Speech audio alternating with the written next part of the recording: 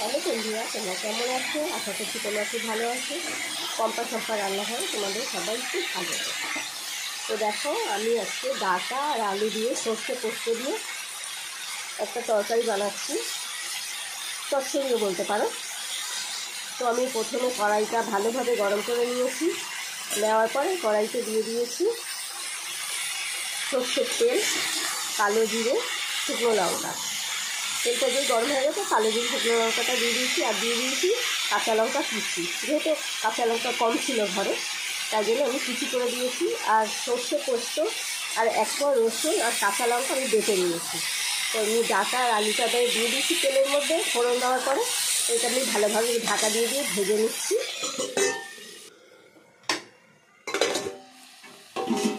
তো আমি একবার নেড়ে দিয়েছিলাম, তা আবারও একবার নাড়াচাড়া করে দিচ্ছি।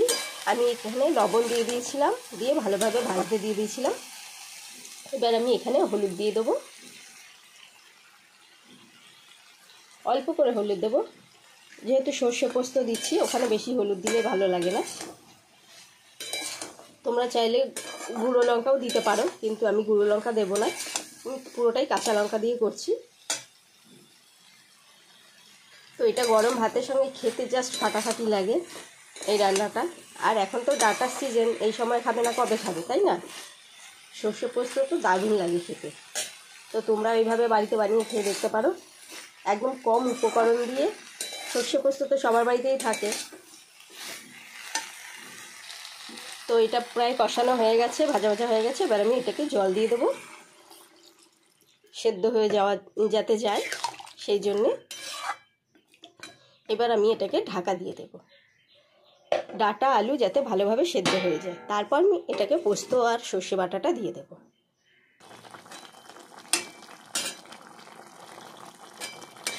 তো দেখো বন্ধুরা, আলু ডাঁটা সমস্ত কিছু সেদ্ধ হয়ে গেছে। আমি যেহেতু ঢাকা দিয়ে রেখেছিলাম জল দেওয়ার পরে। তো এবার আমি এই কাঁচা লঙ্কা, এক কোয়া রসুন আর সর্ষে পোস্ত যে বেটেছিলাম, এইটা আমি দিয়ে দেবো এর মধ্যে। দিয়ে ভালোভাবে নাড়াচাড়া করে দেবো। একটু ফুটে গেলে এখানে আমি কাঁচা তেল দিয়ে নামিয়ে নেব। তোমরা এখানে কাশ্মীরি রেড চিলিও দিতে পারো, কি এমনি লঙ্কার গুঁড়োও দিতে পারো, যে যেরকম ঝাল খায়। তো আমি কিছু দিলাম না, তোমরা চাইলে দিতেই পারো। তো এটা গরম ভাতের সঙ্গে খেয়ে দেখবে দারুণ লাগে খেতে। আর হ্যাঁ, তোমরা এখানে একটু অল্প করে চিনি দিতে পারো টেস্টের জন্য, আমি একটু দিয়েছি।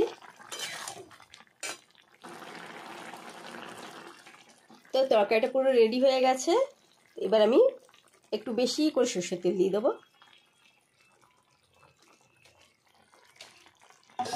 সর্ষের তেলটা তো দিতেই হবে, নাহলে টেস্টই হবে না। সর্ষে পোস্ত মানেই সর্ষের তেল, কাঁচা সর্ষের তেল। এবার